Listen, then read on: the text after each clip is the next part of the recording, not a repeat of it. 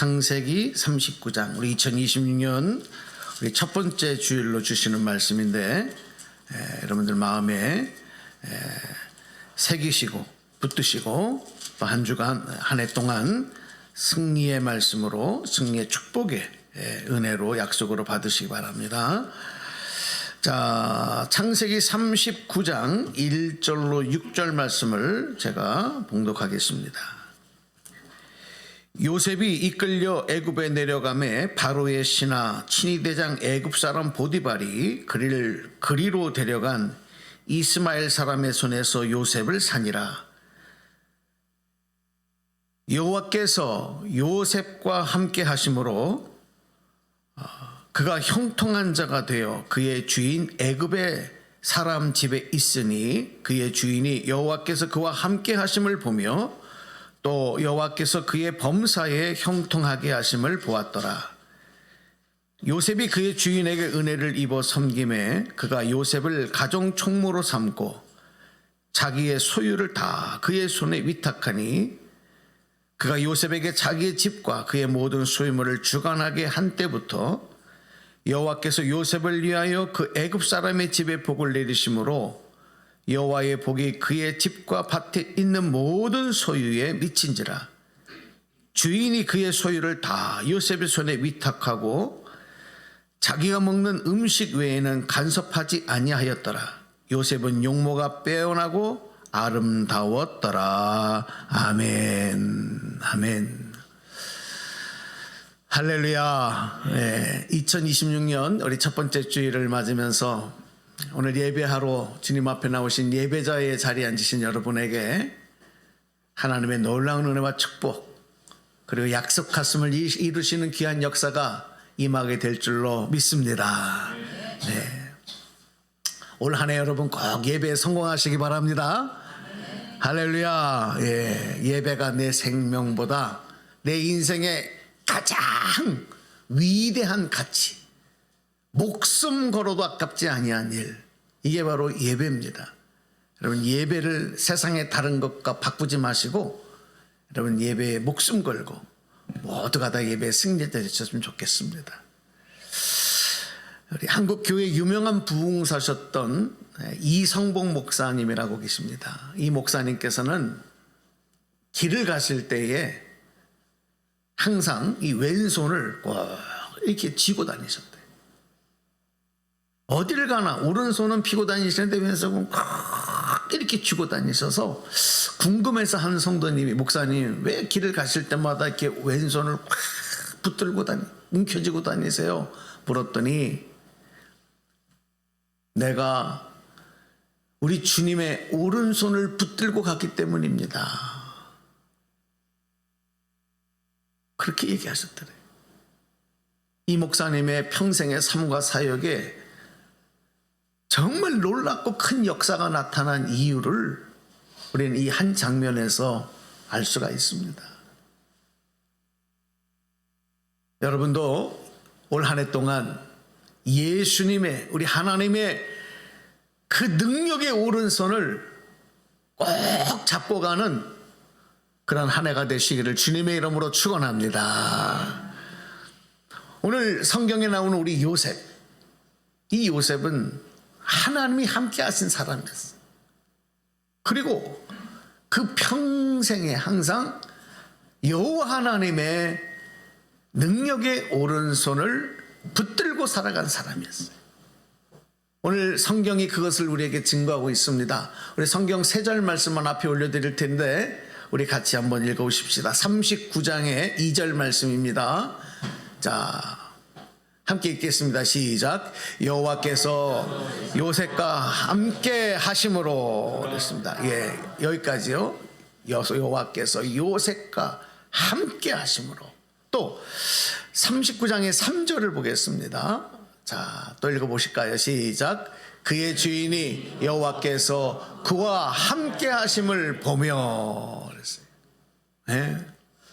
또 39장의 21절에 또 이렇게 기록합니다. 21절 시작. 여호와께서 요셉과 함께 하시고, 여호와께서 요셉과 함께 하시고, 그렇습니다. 이 요셉의 삶을 보면서 우리가 하나님이 늘 함께 하시는 삶, 동행하시는 것, 나에게도 그렇게 하신다고 하는 것을 믿고 의지하며 살아가는, 그러기 위해서는 오늘 그 비결을 배워야 돼. 어떻게 요셉의 삶은 그랬을까?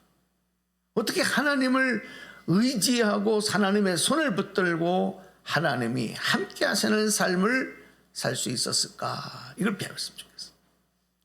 여러분 오늘 말씀을 좀 잘 주목해 보십시오. 이 주님과 동행하는 사람의 특징은, 여기 서브 마이크 조금만 줄여주실래요? 여기서 반응이 나는 거예요. 오늘 마이크를 좀 서로 바꾸고 시스템 바꿨더니 조금 적용이 안 돼요 지금. 금방 괜찮아질 겁니다. 우리 주님과 동행하는 사람의 특징은 뭐냐면요, 어디에 사느냐, where, 영어로 말하면 where, 어디에 사느냐 이게 아니고요, 어떻게 사느냐, 영어로 말하면 how, 어떻게 사느냐, 이거를 더 중요하게 여기고 살아간 거예요.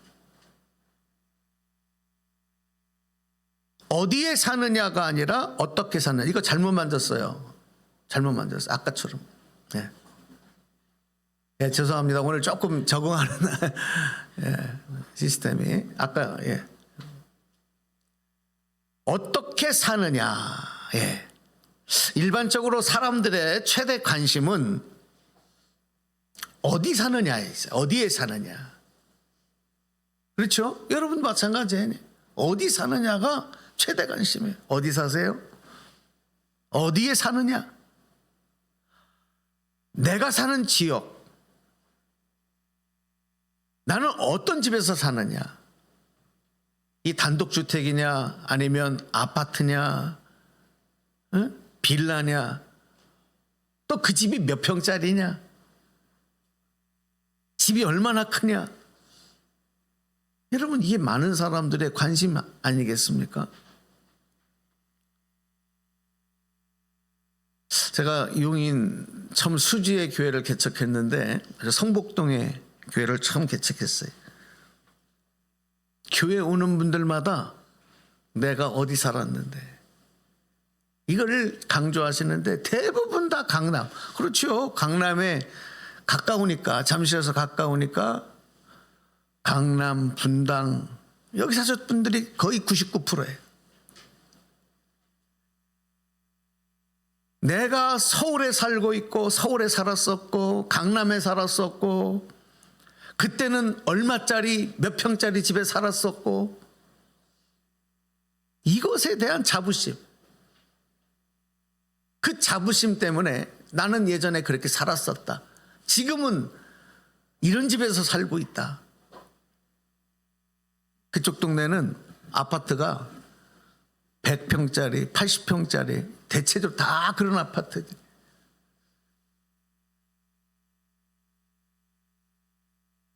그것에 대한 자부심, 그것에 대한 자랑.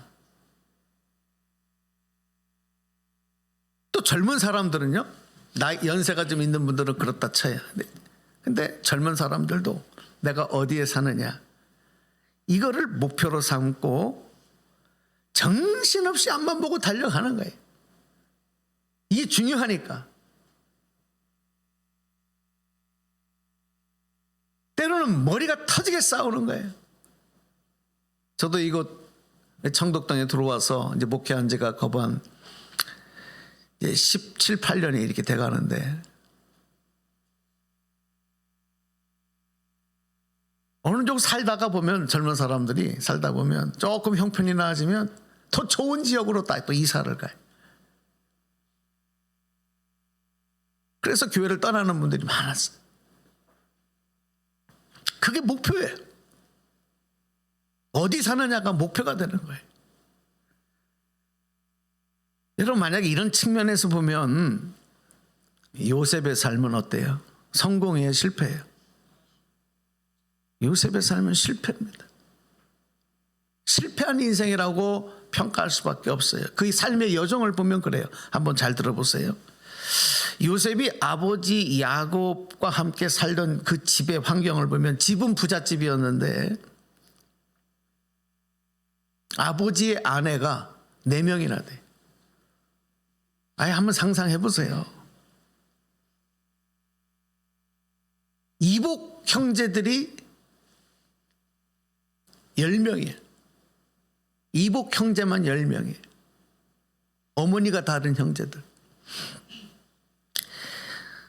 그런데 이런 가정 환경에서 요셉을 낳은 어머니는 동생 베냐민을 낳다가 죽어요. 그래서 요셉이 어릴 때 엄마가 죽는 거예요.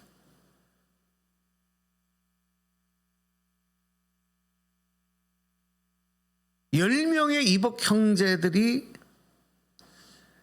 요셉을 미워해요. 요셉을 시기해요. 괴롭혀요. 이런 갈등을 겪으면서 요셉이 성장을 하는 거예요. 여러분 어때요? 요셉의 집에 요셉이 사는 집의 환경이 어떻겠습니까?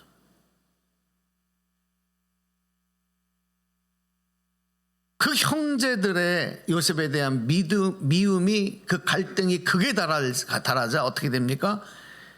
동생 요셉을 노예 상인들에게 팔아버려요. 인신매매 해버려요. 동생을. 그래서 가족들과 생예별을 하고 먼 나라인 애굽 땅에 가서 종으로 살아가는 거죠. 노예로 팔려서.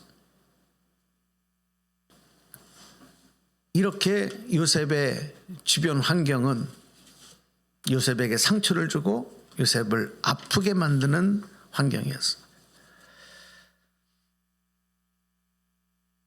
아버지의 집에서 떠나서 먼 나라 애굽이라고 하는 나라의 삶으로 환경이 바뀌는 거죠. 그러면 애굽에서의 그 삶의 환경이 좋았습니까? 아니에요. 그래도 형들의 미움은 받았어도 아버지가 부자여서 아버지 야곱의 사랑은 받았거든요. 그래서 어릴 때부터 늘 비단 옷을 입고 좋은 것 먹고 좋은 침대에서 좋은 옷 입고 이렇게 살았는데 애굽에 가서 보니까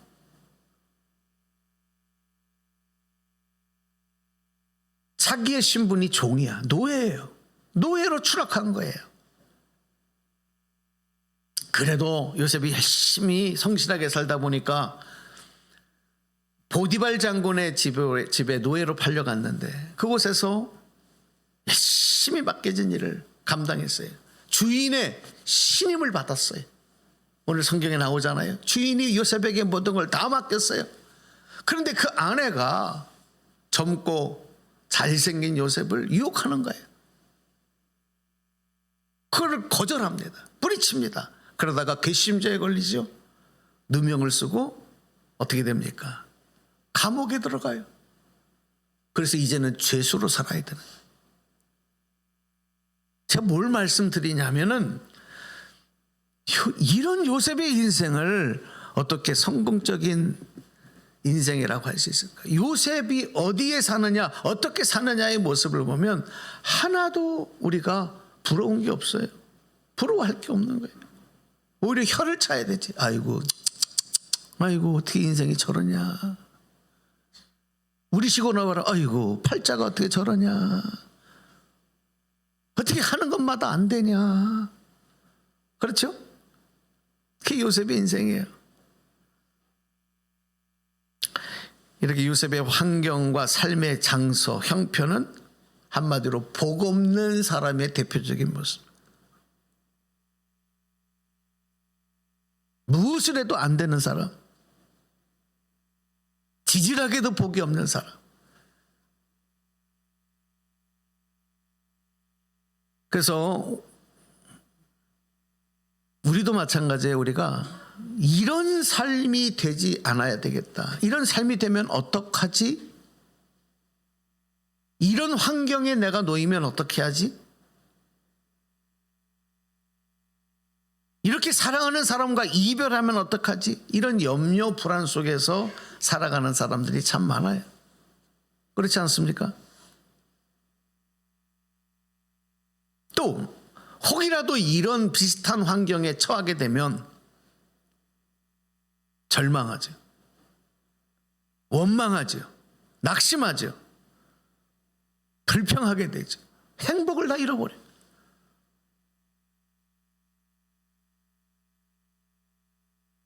우리 최대의 인생의 걱정이 이거 아니겠어요?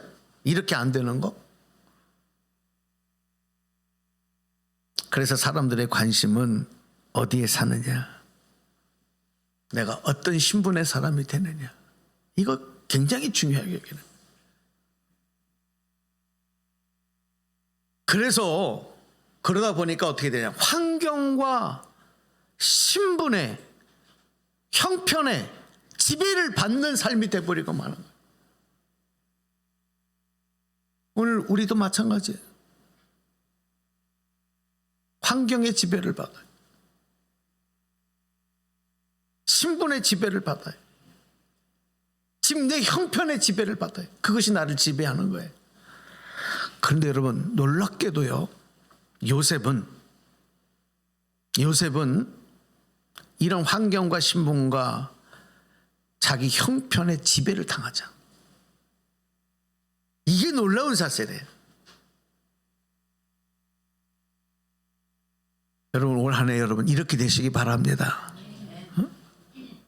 그것들이 나를 지배하지 못하게 해야 돼요. 문제가 많은 가정에서 성장할 때도 요셉은 그 가정 환경이 요셉을 지배하지 못했어요. 이것 때문에 평생의 마음에 상처를 받고 평생 이 그늘에서, 이 어둠에서 벗어나지 못하는 사람들이 얼마나 많은지 아세요? 왜? 그거에 지배를 당하기 때문에 그래. 어릴 때 받았던 상처들 때문에, 가정의 불운한 환경 때문에 평생 그거에 지배를 받는 거예요. 혹시 우리 가운데 그런 분이 있으면 여러분, 예수의 피로, 성령의 능력으로 여러분 벗어나시길 바랍니다. 벗어나시기 바랍니다.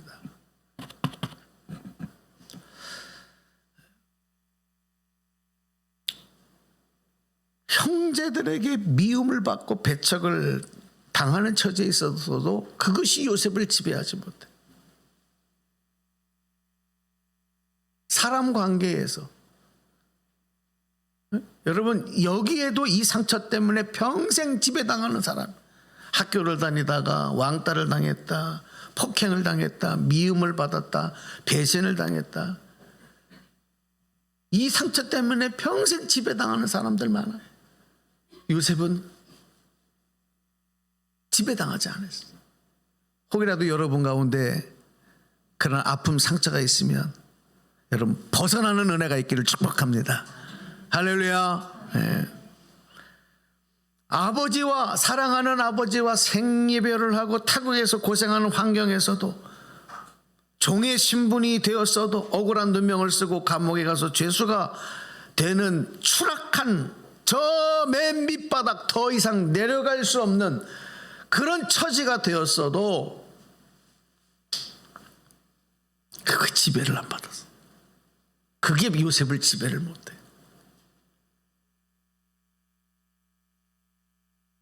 그런데 여러분, 이후에 요셉이요 어떻게 됩니까? 애굽의 바로의 왕 다음으로 그 나라의 제2인자가 되잖아요.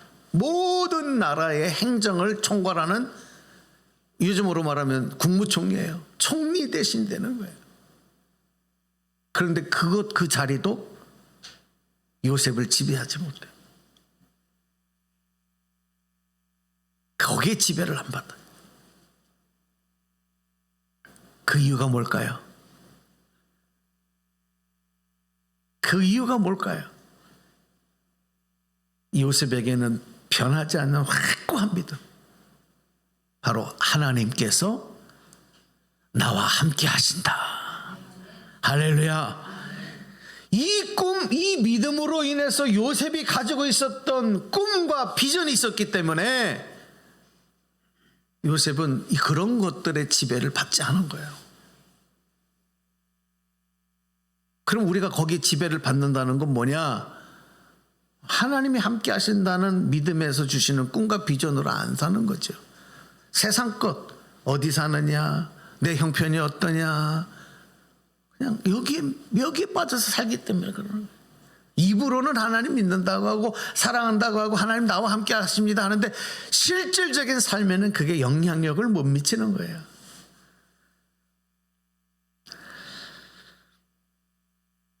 근데 요셉만 그렇게 산 게 아니라 요셉의 주변의 사람들도 요셉을 보면 야, 저 사람은 정말 하나님이 함께하는 사람이다. 하나님이 도우시는 사람이다. 이거를 인정할 수밖에 없는 그런 믿음의 사람이었다는 것을 우리는 잊지 말아야 합니다. 다시 한번 여러분도 그렇게 되시기 바랍니다. 좀 부럽지 않으세요? 그냥 아이고 요셉이니까 뭐 아유 나는 나대로 살 거야. 이렇게 살다 죽을 거야. 그래요. 그렇게 살다 죽으세요. 그러면. 근데 안 해요. 이런 말씀을 받으면 도전심이 생겨야 돼. 아, 나는 왜 그렇게 안 되지? 나도 좀 그렇게 좀 할렐루야. 이 믿음에 좀 의욕이 일어나야지. 우리 첫째 주일인데 그냥 그대로 살았던 것처럼 그냥 살아가실 거예요?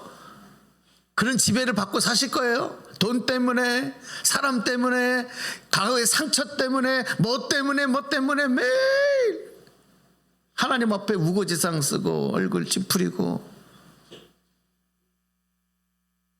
여러분 26년에는 좀 떨쳐버리시기 바랍니다. 할렐루야. 예.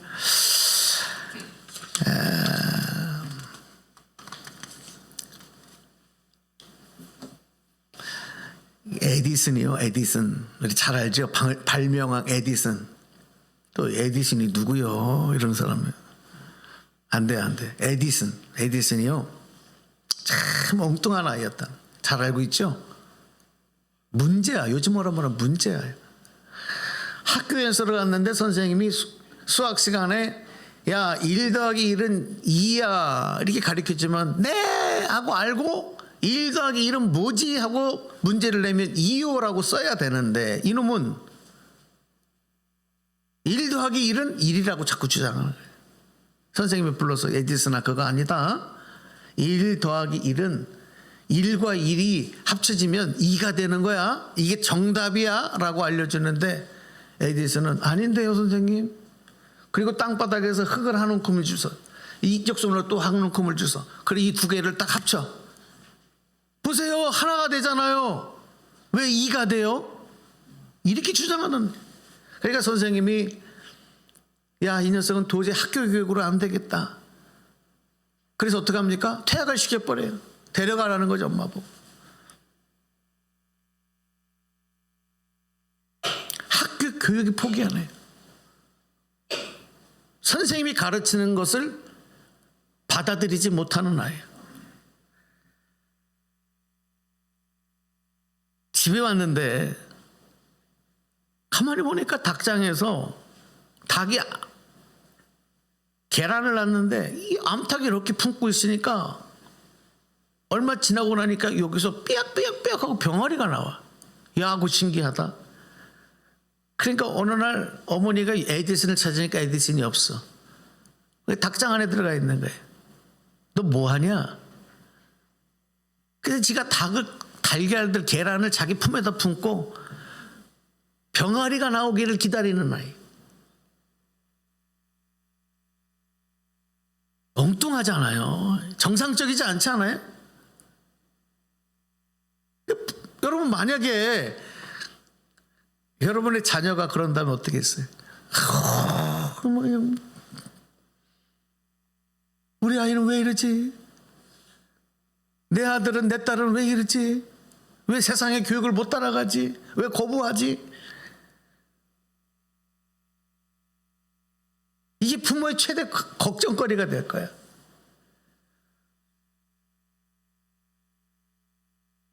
그런데 여러분, 그 에디슨의 어머니는 그렇게 하지 않았어.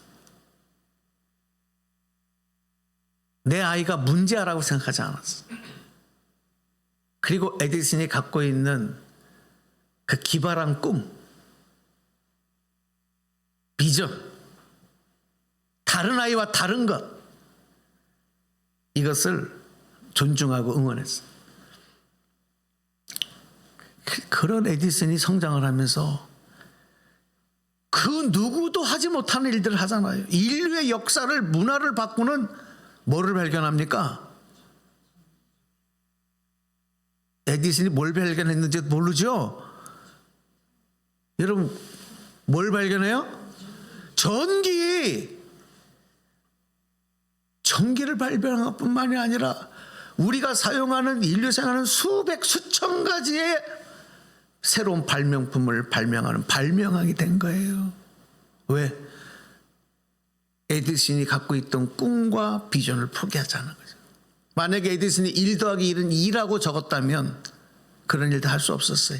평범하게 그냥 샐러리맨이나 되고 어디 회사에 들어가서 월급이나 받으면서 살아가는 사람이 되고 말았을 텐데,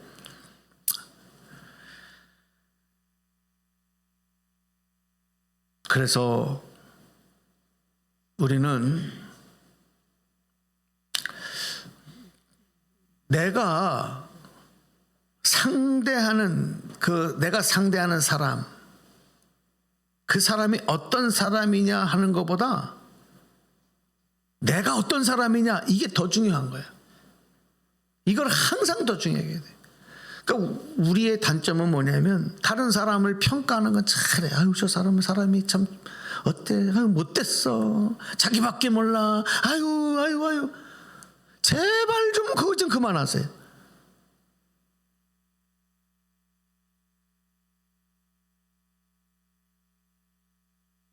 다른 사람이 어떠냐가 중요하지 않아요. 더 중요한 건 뭐예요? 내가 어떤 사람이냐. 자기를 보지 못하고 자기는 알지 못하고 자꾸 다른 사람만. 그런데 그 옆에서 이렇게 가만히 들어보면 말은 안 해, 상처받을까 봐. 그런데 누구는 어쩌고 누가 어쩌고 얘기를 하면 이렇게 속으로 생각할 때, 아유, 얘기하는 본인이 그 사람보다 더 못해요. 우리 옛말에도 있죠. 뭐 묻은 개를, 옛 속담 모르세요? 성경 말씀에도 있어요. 자기 눈에 들어간, 다른 사람의 눈에 티끌은 보아도 자기에게 있는 들보는 보지 못한다. 이렇게 얘기해요, 성경에서도. 우리의 정말 중요한 건 뭐냐면 하나님이 나와 함께 하신다고 하는 것, 이것을 내가 삶에 붙들고 다른 사람도 나를 그렇게 인정할 수 있는 믿음의 사람으로 살아가는 게 중요한 거예요. 자, 우리 39장의 3절 말씀을 한번 읽고 이제 말씀 읽어보십시다. 시작. 그의 주인이 여호와께서 그와 함께 하심을 보며 또 여호와께서 그의 범사에 형통하게 하심을 보았더라. 여러분, 이렇게 보여지는 삶이 되기 바랍니다. 이렇게 인정받는 사람 되기 바랍니다. 내가 이런 사람이 되면 다른 사람이 못 돼도 문제가 없어요. 다른 사람이 나에게 피해를 줘도 그게 내 인생에 문제가 안 돼요. 네. 왜? 하나님이 책임져 주시기 때문에. 그러니까 요셉을 가만히 보면 요셉이 만난 사람들은 대부분 요셉에게 별로 도움이 안 되는 사람, 오히려 요셉에게 피해를 주는 사람, 상처를 주는 사람, 요셉을 더 힘들게 하는 사람, 요셉을 억울하게 하는 사람. 그러니까 인복이 없어. 인복을 받아야 되잖아. 그런데 또 놀라운 건 뭐냐면 요셉이요, 그 사람들을 원망하지 않아요. 불평하지 않아요. 미워하지 않아요. 이게 참 놀라운 거지. 어떻게 그럴 수 있지?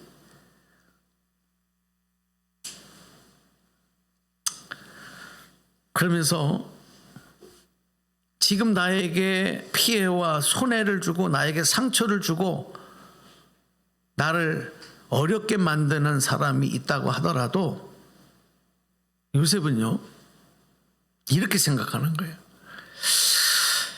아, 저 사람이 왜 나를 이렇게 힘들게 할까? 왜 저 사람이 내 가까이에 있을까? 내 옆에 있을까? 왜 저런 인간이 내 남편일까? 왜 저런 인간이 내 부인일까? 왜 저런 인간이 내 부모일까? 왜 저런 인간이 내 자식이 됐을까? 이게 아니고 하나님께서, 나와 함께 하신 하나님께서, 아, 저런 사람을 내 옆에 두신 것은 나에게 필요하기 때문이다. 나에게 필요한 사람이기 때문에 내 옆에 있게 하신 것이다. 여러분, 무슨 말씀인지 이해가 안 돼요? 하나님 편으로 생각을 하니까 이해가 되는 거예요. 미워할 필요가 없는 거예요. 직장에서 나를 괴롭히는 사람이 있어요? 나에게 손해를 끼치는 사람이 있어요? 시부모가 나를 괴롭게 만들고 친구가 나를 힘들게 만들고, 아, 하나님이 그래도 나에게 필요한 사람이니까 내 옆에 두는 거지. 요셉은 그렇게 생각하니까 미워할 필요가 없는 거예요.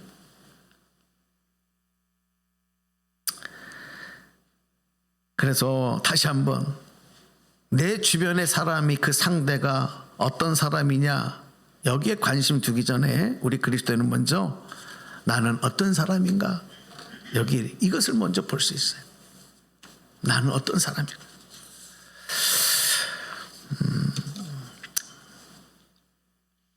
그러니까 상대가 못되고 악하다고 해서 그 사람이 다 나를 해치고 내 앞길을 가로막는 사람이 아니고요.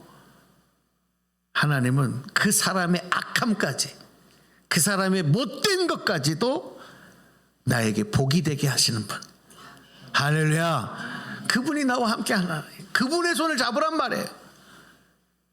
평생 거기에 상처로 억눌리고 지배당하는 인생 살지 말고 2026년은 제발 그렇게 사시기를 축복합니다. 네. 오늘 말씀 맺어드릴게요. 성경에 아브라함도 이삭도 야곱도 모세도 다윗도